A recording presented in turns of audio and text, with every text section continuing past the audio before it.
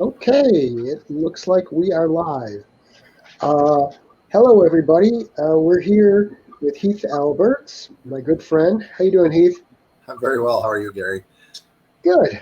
We're going to talk about Heath's story, Exponential, which is in Spooky Stories. I'm always terrible at lining stuff up on these cameras, Yeah, but I've seen yeah, and something around right, and nothing is the way it seems.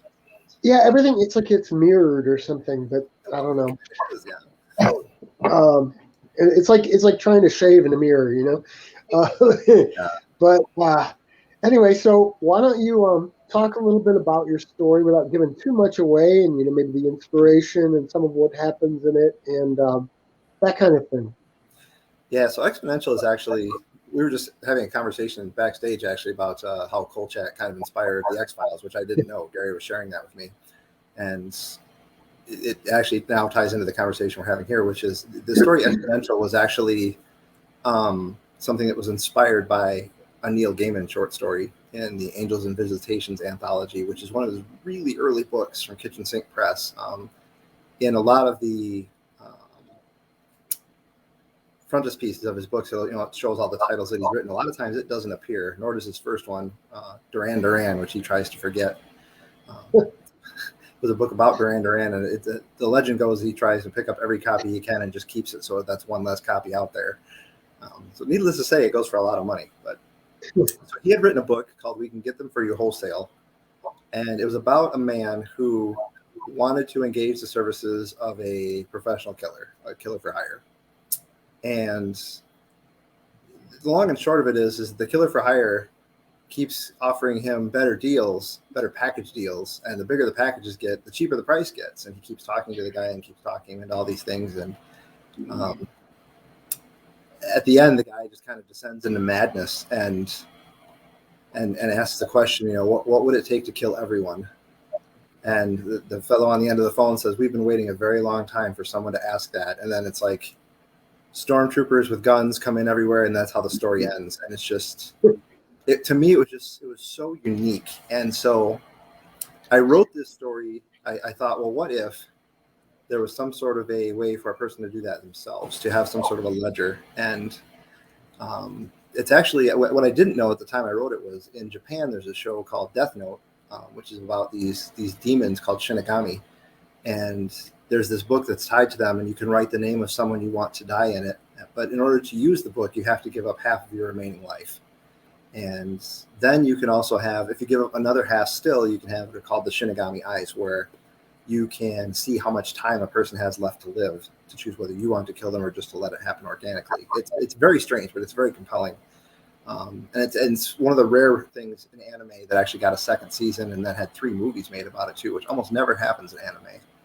So this story basically centers around a rare book collector, sort of a hyper-bibliophile. I don't know anybody like that, um, who meets a friend who has a very strange book, and he attempts to find out more about it, attempts to find out what it does and where it comes from and why it is the way it is. And it's sort of a similar type tale where he kind of makes his way around to different people in different places to try and find out more about its origins and what it does. And as he unlocks it, he kind of swings between madness and catharsis. And we ended on a little bit more of a positive note, but without giving too much more away, I mean, that's basically the premise. It's just sort of a what if story, and it was a lot of fun to write, just because I felt like I got to put sort of a new spin on something that Gaiman had inspired, which was really exciting for me, if that makes any sense, because I'm just a huge fan of his. Just a lot of the stuff that comes out of his head. Some of it's not all that great, but we all have that problem, and everybody likes different things. But yeah, a lot of his stuff is just so creative and thoughtful. Yeah, I think I only know him from his Doctor Who stuff myself, but You need to read the Sandman series. yeah, I've heard good things about it. Oh my god, it's so good, so good. So, What? Moving on to other stuff. You've got a couple novels in the works, right? Have you been getting any more work done on those?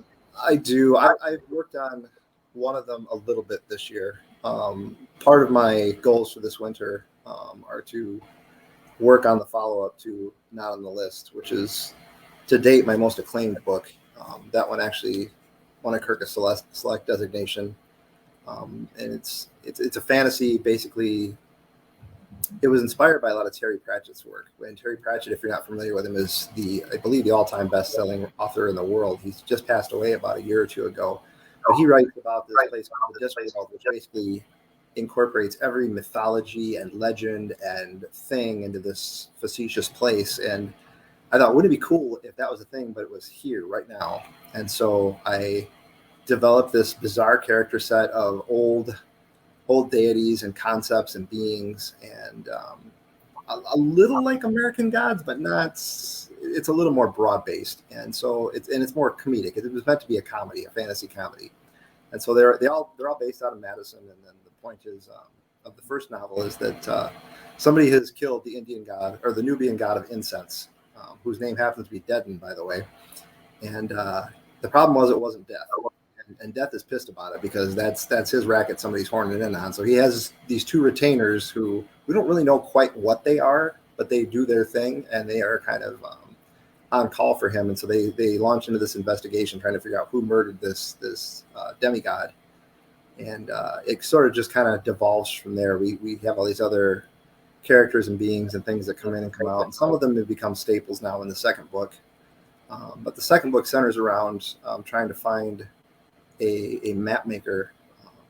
In this world, there are what are called map watchers, and the map watchers are kind of like the first line defense police force, and they keep an eye on all the comings and goings via these dynamic maps. And in the first book, they find this map that they've never seen the likes of, and it's incredibly powerful, and it was made by a woman cartographer, which is a little unusual in their world. So they were very interested to find her and understand how she had done something so amazing. And the second book revolves around the fact that nobody admits she exists. Nobody can find her. We don't know where she is. And so the whole second book is trying to locate this map maker. And so it's just honestly, it's just a blast to write. It's just so much freaking fun. Nice. I was, when you were talking about the people Death has helping him, it reminded me for some reason of a movie. Have you seen the movie Drive Angry? Drive Angry? No, I don't think I have. Okay, it's very much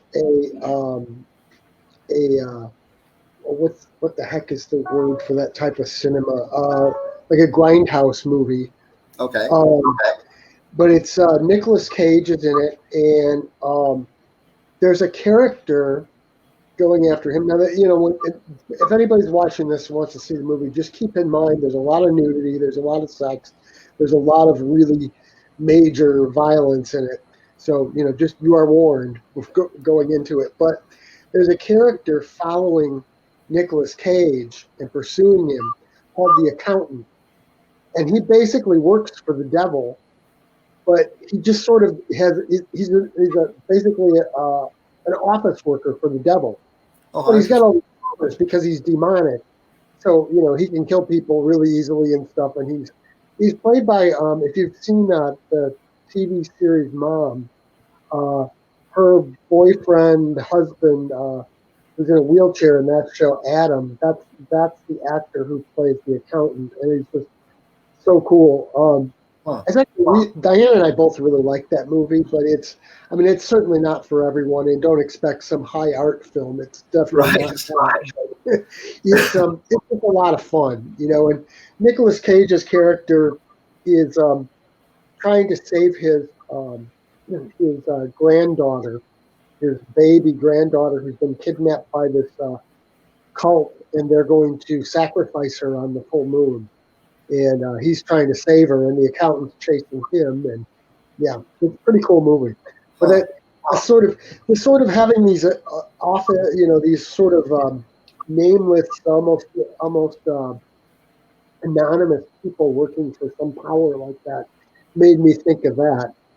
Yeah, and part of the reason I decided to keep them anomalous was because I thought or anonymous, not anomalous. It was because at some point I thought I really wanted to make this into a series. If I was ever going to do a series, this was going to be it. And I thought it'd be a great book down the line. And that's kind of the plan. Is I'll figure out what they are and where they're from, and we'll turn that into a whole book. But until then, but yeah, my book actually has what are called the Rectifiers, and the Rectifiers come in when a deity or somebody who is of the unseen class. In other words, they're all around us. We're just too stupid to see them. And so if somebody of the unseen class does something dumb, then the Rectifiers have to come in and fix things. And nobody really knows a whole lot about them either. They just show up, do their job, and leave. And it's one of those kind of like loose threads I left in the first book. But yeah, it's kind of the same principle. And that one, now the Rectifiers, that sort of reminds me of have you watched a lot of Doctor Who? Oh yeah. Have you watched the new Who stuff? Yeah. Mm-hmm. I know the one. You know the episode Father's Day? Yeah. What are they called in that episode? I don't think they had a name for them, those guys, because there was a paradox, and so they had to go through. They came out and were trying to wipe out everything from the scar in time or whatever. Right. But I don't think they had a name, and they were some poorly CGI looking things. But yeah. I wish they had better CGI to do a better job with them, because I thought it was a really neat concept. Yeah. Well, that's one good thing about Doctor Who is they've dragged it into the modern day really, really well. I mean, it's the new ones are just so damn good. They really are. Yeah, I agree. The funny thing about Doctor Who was when I was young, I watched some of the Tom Baker shows, and I loved Tom Baker. Yeah, he was my favorite too. And but I was never what I would have called a fan. I didn't watch it, whenever it was on. I would, if I saw an episode was on, I might tune it on, and if there wasn't anything else on. Right. And I did enjoy it, but then when the reboot happened and I started watching Eccleston, it just really grabbed me the way the old series never had. Yeah. Now I go back and I can watch those old shows and I appreciate them more. So it's almost like the new so much backstory in the front now, though. Yeah. And it brought me more appreciation for the old stuff, I guess. Mm-hmm. And the funny thing is, Tom Baker he was my favorite Doctor back then, but now he's still my second favorite Doctor. Tennant is my favorite now, without question. But I like Tennant. I also like Capaldi. Capaldi's I didn't like him at first at all, and I really grew to appreciate him. Well, he was so obnoxious and just plain mean at first. Yeah. Not caring, he was very. He did seem a bit heartless. You're not wrong. And that sort of changed as time went on, which I think you could appreciate.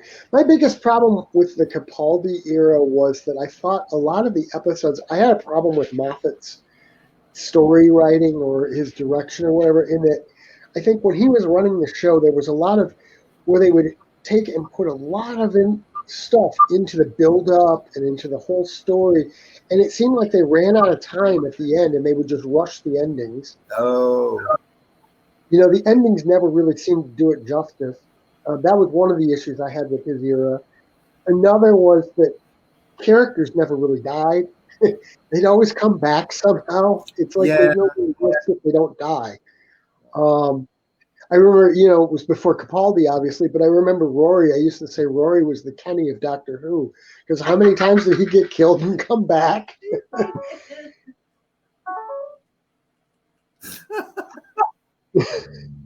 kept expecting the Doctor to go, they killed Rory. You bastard. Those bastards. But yeah.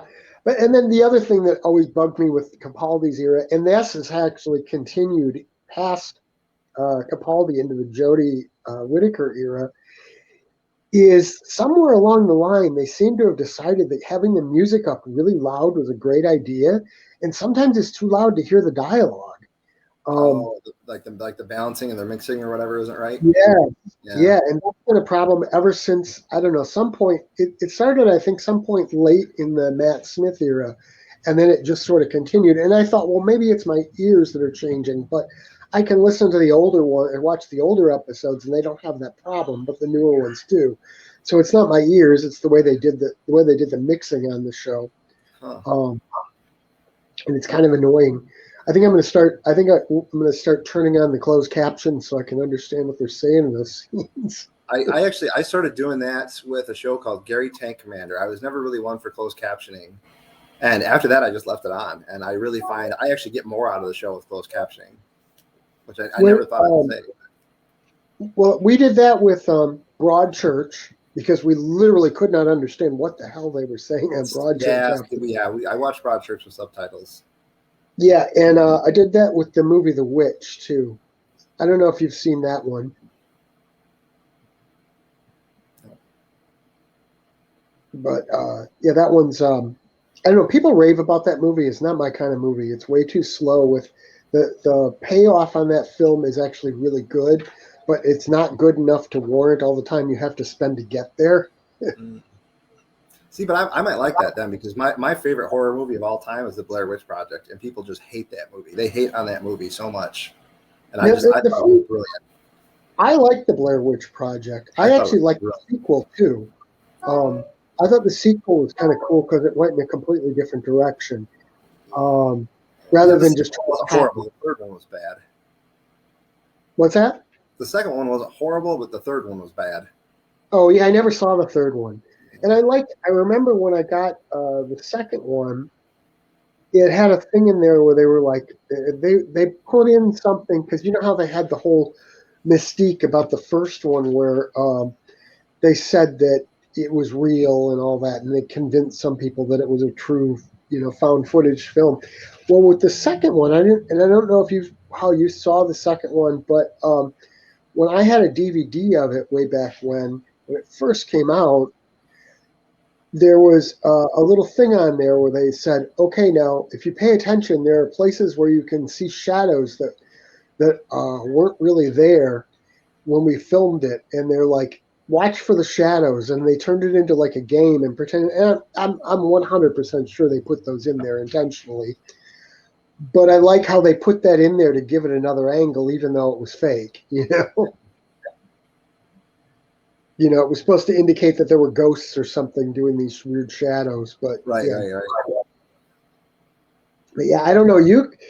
The problem with The Witch, though, one of the issues with it is it's all Old English, which is why when they did it, it takes place in like the colonial days, and they spoke exactly like they would have spoken then.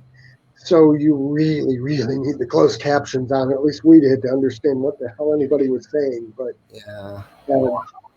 And that's not the same guy. I can't remember what his name is. He's the guy who did that movie, The Lighthouse, too, which I haven't even tried to see because people are like, "Oh, if you thought The Witch was slow, The Lighthouse is much slower." I've heard of that one, but I've not seen it. Yeah, but so anyway, we got sidetracked, but that's what makes these things fun, and that's a big part of it. So. What else you got going on, buddy? I've sort of been doing something I never thought I would do, and that is with the advent of Squid Game and Alice in Borderland. I've really been starting to push Last Rites a little bit harder. Last Rites is my second novel, which but everybody may not, and it's extremely dark. It's extremely. I feel like it's prescient. I wish it wasn't, but I feel like it is, and it goes to a lot of places that those shows go to, and I think maybe its time has finally come for mass adoption. I don't know, but when I watched Squid Game, I felt the connection to the writer. I felt like I understood what he was saying and what he was trying to do, and I think that was written like 9 years ago. And really, I don't remember the exact story. I think it was written like 9 years ago, and everybody turned it down. Nobody wanted it. And I can't even remember how it got made. And now all of a sudden everybody's looking for more stuff like that. And so I thought maybe now would be a good time to push that title, because that's really what it is. It's meant to be a heavily dystopian future with a lot of different intertwining characters and a lot of different intertwining stories. And it's very dark, but it's also, there's hope, and it's just... It's my favorite work that I've written, but a lot of people don't care for it, and it is a little wordy. In hindsight, I wrote it in 2015. It took 2013 to 2015. It took 2 years. And in hindsight, it probably could use another edit. It went through about 6 people before it hit the shelves. But yeah, Well, the people who love it just love it. I was going to say, if I may make a suggestion, perhaps you want to go through and do some little revisions to it and release a new edition so you can start to try to generate some press for it. Maybe. I'm not sure. I spent so much time with that book. It wore me. That one did. Because it's almost 300. It's almost 300,000 words. So yeah, it's a big book. But I was going to say, it's hard to get coverage for something that's been out that long. But yeah, if you do a new edition, suddenly it's fresh again, and you might be able to pick up some. Like you say, it seems like the time is right for it to maybe get some attention. Maybe. You're not wrong. I did that with my business book. I did a revision. I should revise that again too. I haven't lately, and there's some new things I could put in there, but I don't know. Yeah. I'll think about it. Yeah, it just seems like if it's, you're right. It seems like that's sort of the mood right now anyway. And sometimes it's all about timing anyway. A lot of it, that. It really is. Yes. If you don't catch it in the right timing, and so maybe just getting that out there again when people are looking for that would be perfect. Yeah. Which, I would love to see you turned it into a huge hit. Yeah, I mean, I don't ever expect a huge hit out of anything, but yeah, you never know. It'd be nice, but yeah, there's would be cool too is if somebody picked it up for like a movie or something, given that that's the thing now. I think it would be a great movie. I'm just not sure they could pack everything into a movie. I think that would be problematic. It would kind of be like, when Rankin Bass tried to do Tolkien, it was just too much stuff. Well, they could do it as a 2-parter, like it, and the Dune is going to be 2-parter. Yeah, it could probably even be a 3-parter, I suppose. There's a lot of room to flesh out things in that story because there's so many characters. Yeah. So, anything else going on? Not a whole lot. Not in the writing world, anyway. I really, for the first time in a long time, I'm getting an itch to write again, and it's been a while. It's been a while since I've had that. When it starts to seem like work, I stop doing it, and I haven't had the impetus to do it for a lot of years. I've had a lot of I've had a lot of life changes happen that were really unexpected, and that took a lot of my time and energy. But yeah, I feel like I'm going to get something new written this year, either a novella or I'm going to finish a novel. Something's going to happen. So I'm hopeful. Good.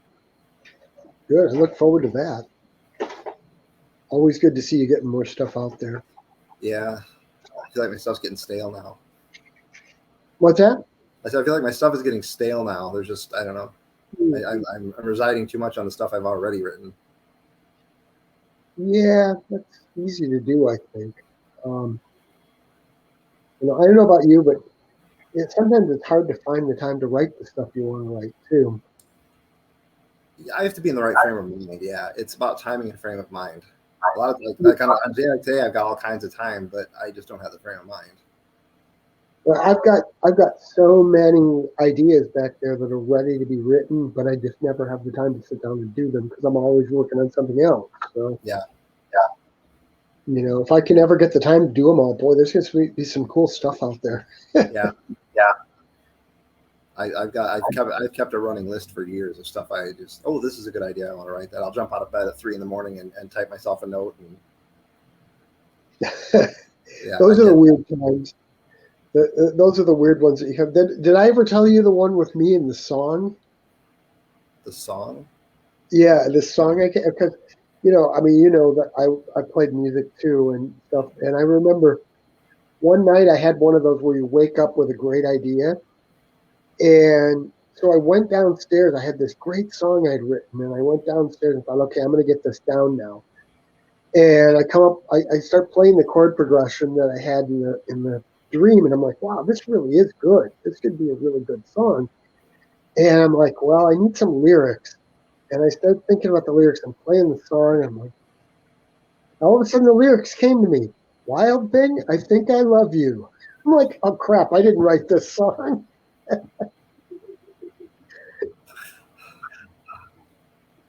But it sure seems like it at the moment.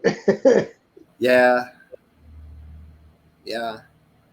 I've it's not the same, but I've kind of had that happening where sometimes I'll be writing something and I start to look at it in its current form, and I'm like, wait, I think I'm rewriting this story. I didn't mean to, but here we are. So yeah, I get that.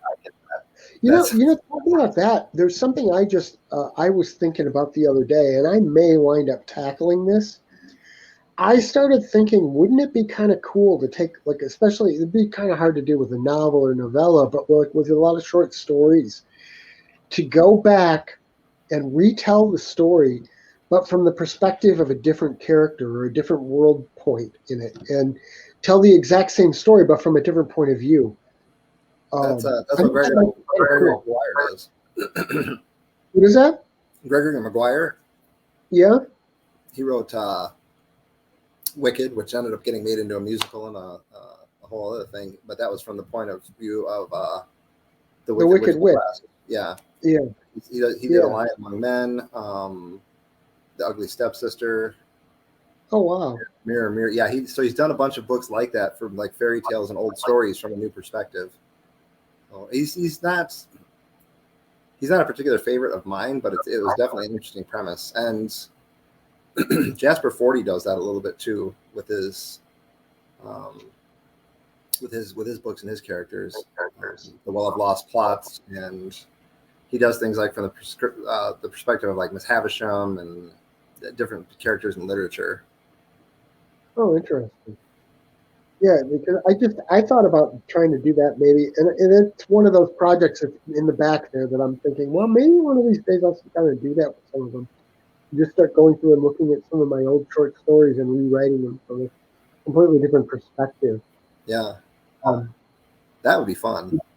Yeah, it would be fun, at least as an exercise. I don't know if it would be worth releasing that stuff, but it would be fun as an exercise. Yeah. And I don't know, I mean, if you did release it, you probably have to release both of them, together, the original and the new one. But I don't know. Or you could find a way to interleave the chapters so you get, this side, this side, this side, this side. That would be kind of fun too, yeah. Which, I mean, to some degree, I mean, that's kind of how in Wizard Song, that's kind of how that's written, in that it goes from, we're looking at these people right now, then it switches to these people, and, but and in some cases you do get sort of the same scenes coming from different people's perspectives too. But, I don't know, we're just sort of brainstorming here, but. So anyway, you got anything else you'd like to chat about? No, not today. I'm good. Okay. Well, let me do a little closing thing in that if you want to read Heath's story and a bunch of others, we've got a lot of good stories in here. It's spooky stories, and you can pick it up at just go straight to lulu.com/spotlight/strange sound. Or if you go to GaryHillAuthor.com, there's a Tales of Wonder and Dread publishing page, and you see all the Tales of Wonder and Dread books, including that one. And there you'll see a link to the Goodreads page for it, and a link for the paperback and the hardcover, both of which will take you straight to Lulu, basically the same place as the other, where you can purchase it. So go ahead and stop by and check those out. And Heath, why don't you plug your websites and stuff?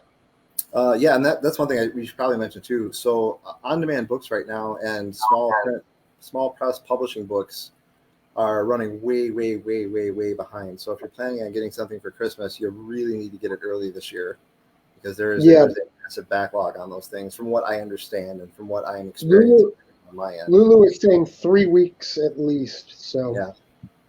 So, they're not running that long right now, because I just ordered the newest book that came out, Horrifying Holidays, and that took, I think, about 2 weeks to get here. But then again, I ordered it 2.5 weeks ago, and the closer you get to the holiday, the longer that wait's going to be. Yeah, it's going to get worse before it gets better for sure. Yeah, Right. all my stuff. I actually run a small imprint publisher, Digital Ninjas Media Publishing, but all my stuff can be found at heathdelberts.com, or you can go to digitalninjasmedia.com. They're basically mirrors of each other, the websites. That has all the titles that both I've written and also that I offer, and then there's a few that are tied to authors like Gary that are anthologies, and you can find those collections through those links as well. Great. All right, then. Well, have a great rest of your day, Heath, and thanks for coming. And we have to get together in person again one of these days, my friend. Yeah, that'd be nice. Okay, take care. Take it easy. Spooky Ventures is the home for spooky content and spooky merchandise on the web. Check it out today at spookyventures.com. And remember, always keep it spooky.